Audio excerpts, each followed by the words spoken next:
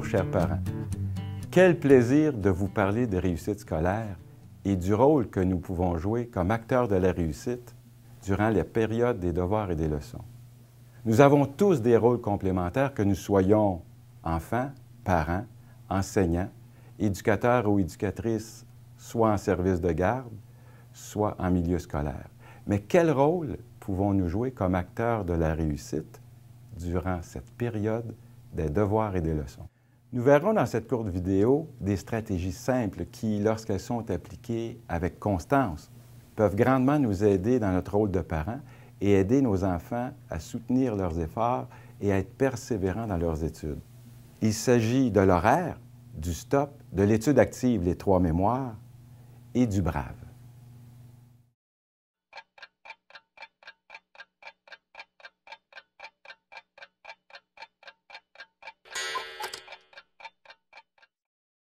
Pour nous adultes, la notion de temps est bien acquise. Mais pour les enfants et pour les adolescents, ce n'est pas nécessairement une habileté naturelle. Comme adultes, nous pouvons aider nos enfants à développer cette habileté qui leur sera utile tout au long de leur scolarité et même lorsqu'ils seront peut-être parents à leur tour. Un bon truc, présenter l'horaire de façon visuelle. Ce truc est d'abord pour nous parents, pour nous aider à être constants et à mieux encadrer la période des devoirs et des leçons sans avoir à renégocier à tous les soirs la période d'études. Pour nos enfants, c'est un outil qui comporte plusieurs avantages. Développer des routines, préparer à l'avance l'étude pour les tests ou les examens et remettre ses travaux à temps.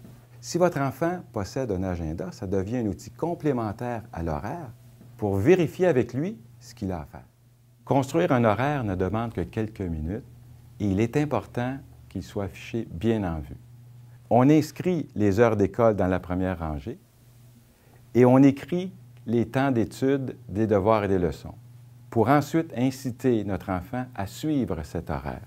Il est important également d'inscrire toutes les autres activités, les moments libres, les repas, les activités parascolaires comme le hockey, le théâtre par exemple, pour que notre enfant comprenne que la période des devoirs et des leçons n'est qu'une petite partie dans toutes les autres activités qu'il a à faire.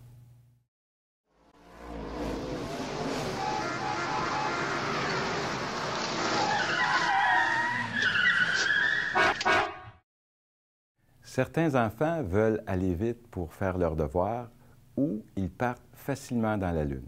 Le crayon devient une fusée, la gomme à effacer devient une auto. Le stop devient alors un moyen pour apprendre à freiner et à mieux se concentrer. Il est tout à fait normal de partir dans la lune lorsqu'on étudie, car étudier est une activité qui demande beaucoup d'efforts. Lorsque notre enfant part dans la lune, on lui montre à dire fort dans sa tête « Stop, je me reconcentre » ou toute autre phrase qui pourrait l'aider à mieux se concentrer. Le stop est également un outil pour nous parents. Lorsqu'on voit notre enfant se déconcentrer, on lui montre le stop et on lui demande de se reconcentrer.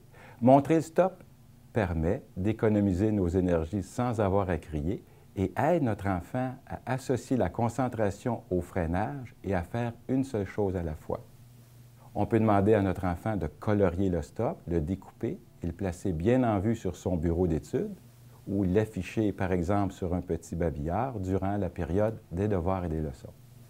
En même temps qu'on met en place l'utilisation de l'horaire et du stop, je vous suggère de prendre quelques instants avec votre enfant pour voir avec lui pourquoi il va à l'école et pourquoi il a des devoirs et des leçons à faire à la maison.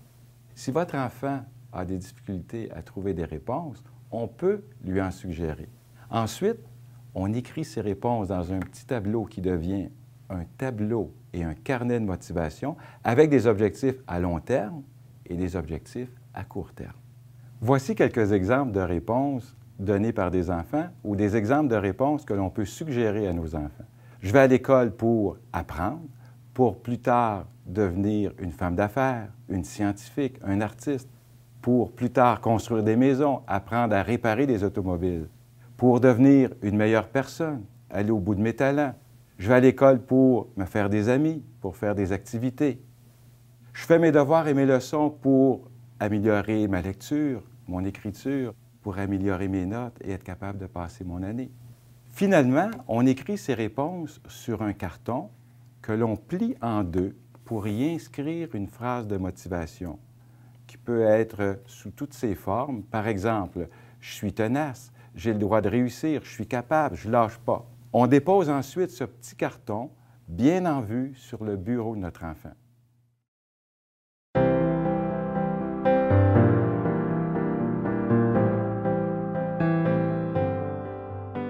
Vous avez remarqué que jusqu'à maintenant, les stratégies sont présentées de façon visuelle.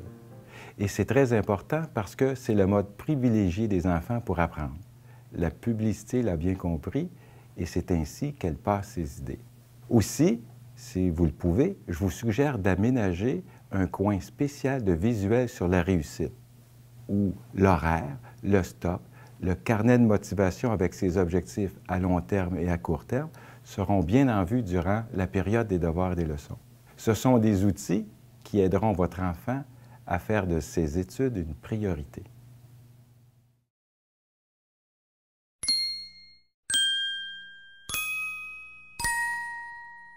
Étudier demande un effort de volonté.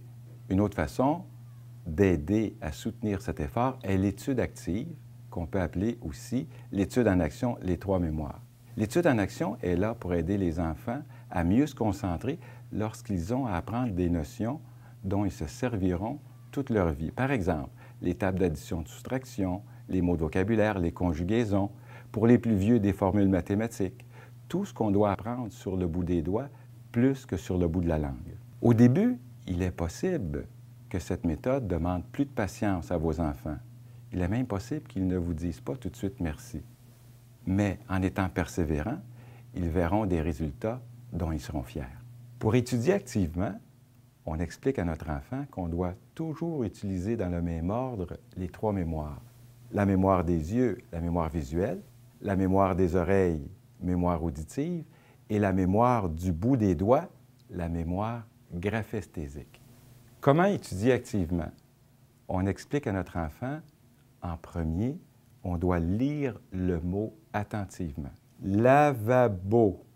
En deuxième, répéter le mot à haute voix, en syllabes, et l'épeler toujours à haute voix. La, L-A, va, V-A, beau, B-O, lavabo. En troisième, cacher le mot, l'écrire et comparer ensuite le mot qu'on a écrit avec la réponse. En comparant ce qu'on a écrit avec la réponse, si on s'aperçoit qu'il y a une erreur, tout simplement, on barre ce qu'on a écrit et on refait nos 3 mémoires toujours dans le même ordre. Mémoire des yeux, mémoire des oreilles, mémoire des mains. En ayant pris soin, bien sûr, d'avoir caché la réponse pour réactiver les 2 premières mémoires. Pour ensuite comparer à nouveau ce qu'on a écrit avec la réponse. S'il y a encore une erreur, tout simplement, on recopie la réponse, on peut l'entourer ou surligner pour se rappeler que ce mot-là est plus difficile afin de l'étudier le lendemain, d'où l'importance de l'horaire. Il est tout à fait normal qu'un enfant ait étudié plusieurs soirs de suite certaines notions avant de s'en souvenir pour toute sa vie. D'ailleurs, si je vous demande de nommer la mémoire du bout des doigts que j'ai nommée précédemment, est-ce que vous vous en souvenez? C'était la mémoire graphesthésique. Il est possible que certains d'entre vous ayez renommé le bon nom de cette mémoire. Et en même temps, il est tout à fait normal que vous l'ayez oublié parce que certaines notions doivent être étudiées plusieurs fois avant de s'en souvenir à long terme.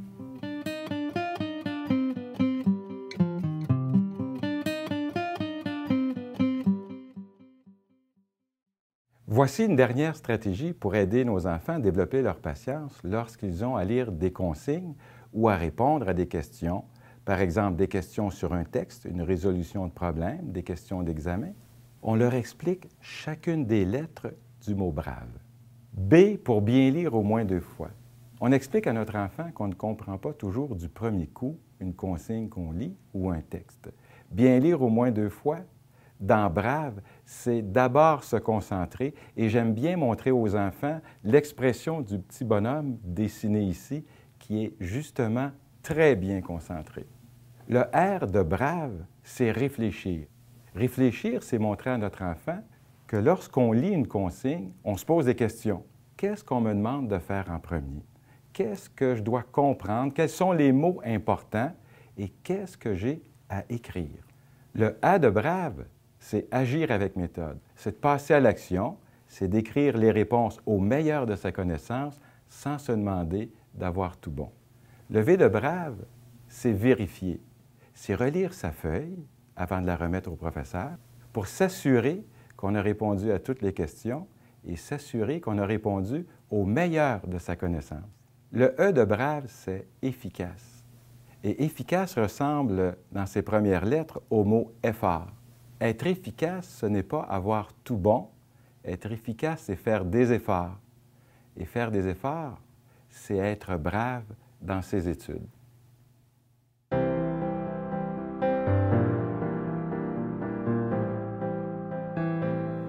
Voilà, chers parents, c'est déjà la fin. Ne vous demandez pas de maîtriser toutes ces stratégies du premier coup ou de toutes les utiliser en même temps. Être parent, c'est un peu comme étudier. Ça prend beaucoup de patience, beaucoup de répétition et un grand cœur.